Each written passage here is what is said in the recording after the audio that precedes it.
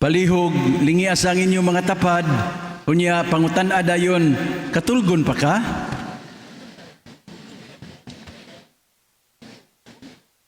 Atong ang pukawon ang matag-usa, pinaagi sa masipang pakpak.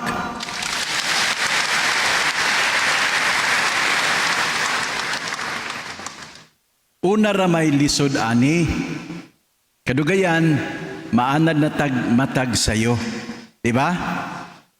Gani, kung mahuman na ang Pasko, mingawon pud ta sa mga misa sa kadlawon. Hinaot ato ning kumplituhon.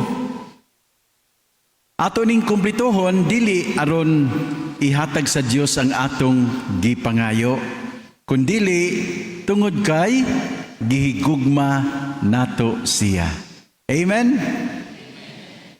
Kumusimba ta, aron lang hatagan sa atong gipangayo, samara ka na nga magbuhatag maayo sa laing tao, kay naatay gustong pangayoon. Di ba lain? No? Self-serving ba? No? Lahi ra gyud mga igsoon kung magbuhatag maayo tungod sa gugma. No? So manghinaot ko, atong kumplituhon ang atong pagsimba siyam kaadlaw tungod sa atong paghigugma sa Dios. Amen? Kung dunay gugma, di gyud ta maluya. Ug kung maluya man, ato ning dakong kalipay. Mga igsoon, karong adlaw atong gisugdan ang gitawag natog Misa de Gallo.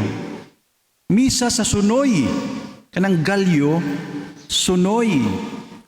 Nganong misa man sa sunoy?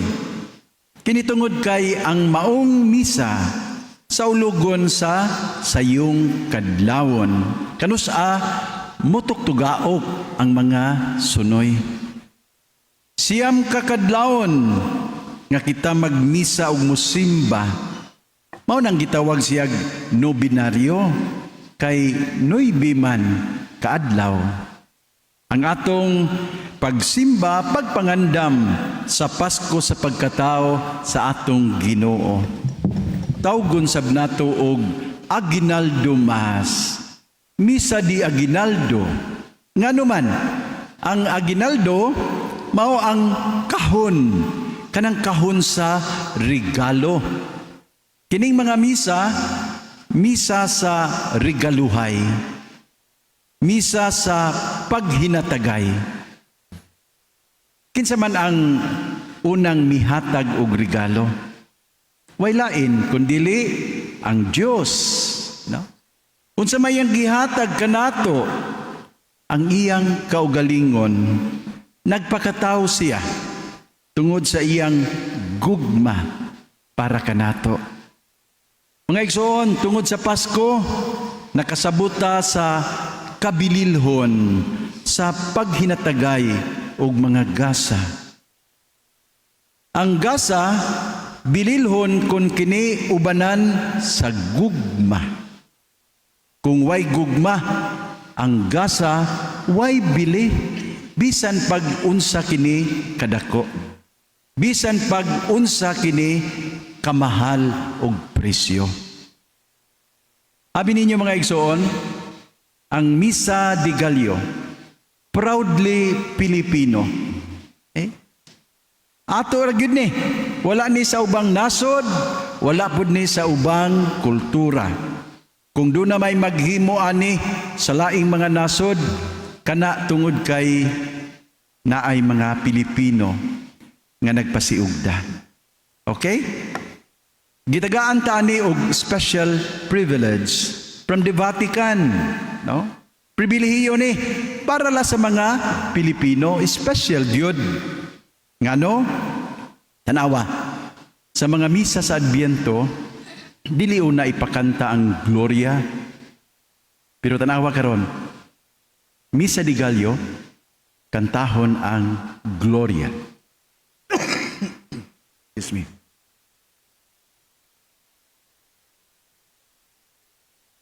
Kantahon ang Gloria o kantahon ang himaya sa Dios.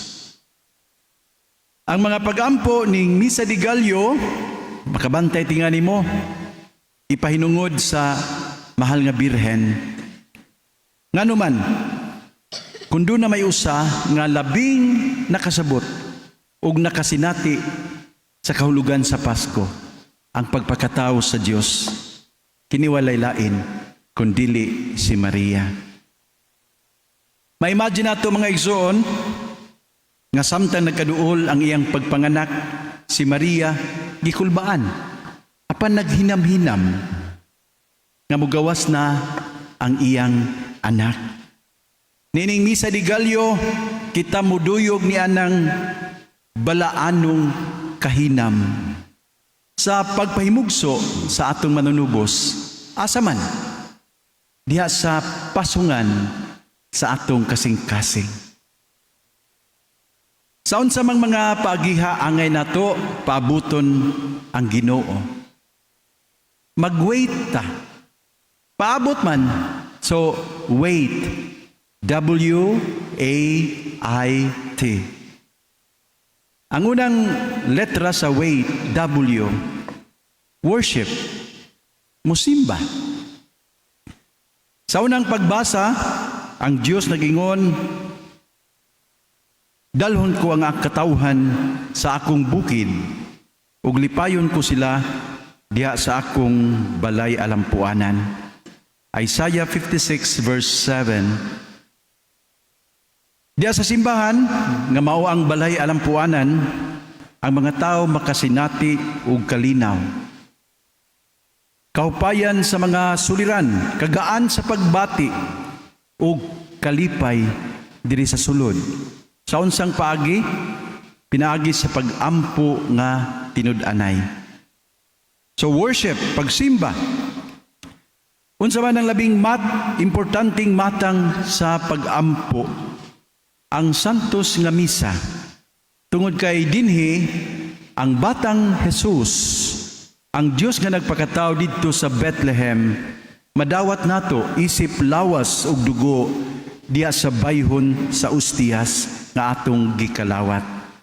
Busa mga igsoon, bililhon jud kaayo nga sa atong pagpaabot sa Pasko, musimba gyud ta. Ikaduhang letra sa wait, A, which stands for atonement, maghinulsol.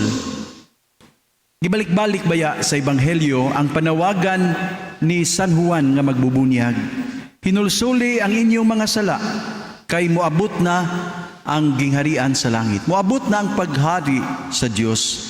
Matthew 3 verse 2. Diya sa unang pagbasa, si Propeta Isaías miingon, sunda ang hustisya, ug buhata ang matarong, magtamod sa adlaw ipapahulay, ug ayaw pagbuhat, ug dautan. Busa mga igsoon, sa atong pagpaabot sa Pasko, maghinulsulta sa atong mga sala. 2,000 na baya kapin ka mga tuig, ang milabay humanataw sa Jesus sa pasungan. Karon, ato siyang ipakatao, diha sulod sa atong kasing-kasing, pinaagi sa pagpuyo o kinabuhi sa grasya. Kung ugaling makasasala pa ta, mangumpisal ta. Nining panahon sa Adbyento. Ikatulong nga letra sa wait, I, which stands for inclusive love. Gugma nga mag-apil sa tanan. Abi ninyo, kung naay tao nga makasala nato, unsa may atong buhaton? Ang tao nga makasala nato, atong ipalain, atong abugon, gikan sa atong kaugalingon. Pero lahi baya ang Diyos? Ang tao nga magpakasala ug mubiya niya, iyang pangitaon. Sama sa nawalang karnero, kay dili siya gusto nga dunay mahimulag sa iyang panon. Mao kini ang inclusive love. Maglakip sa tanan. Gugma nga way gipili. Si Propeta Isaías miingon, ayaw itugot nga ang langyaw nga musimba, makaingon, ginginlan ako sa Ginoo, gikan sa iyang katawhan. No, ayaw. Kay ang Dios dili gyud muhingilin bisag kinsa, bisan gani sa labing dako nga makasasala. Mga igsoon, ang gusto sa Ginoo mao nga ang tanang tao, Hudiyo man o langyaw, mag-uban og ampo ug ang iyang templo pagatawgon nga balay alampuanan sa tanang katawhan. Busa si San Pablo nakaingon na, wa nay Hudiyo o Griego, ulipon o gawasnon, babae o lalaki, kay ang tanan mahimong usa diha kang Kristo Jesus. Galatians 3 verse 28. Sa katapusan, letra nga T, it stands for testimony to the truth. Musaksi sa kamatuuran. Sa Ebanghelyo karon kita giawhag nga mahimong sama kang San Juan nga magsaksi sa kamatuuran. John 5 verse 33. Magsaksi sa kamatuuran, dili sa bakak, dili sa fake news.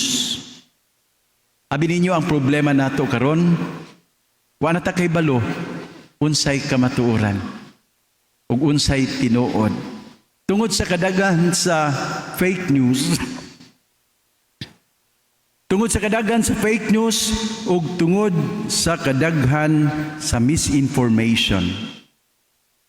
Unsa may hagit para nato, magmabinantayon.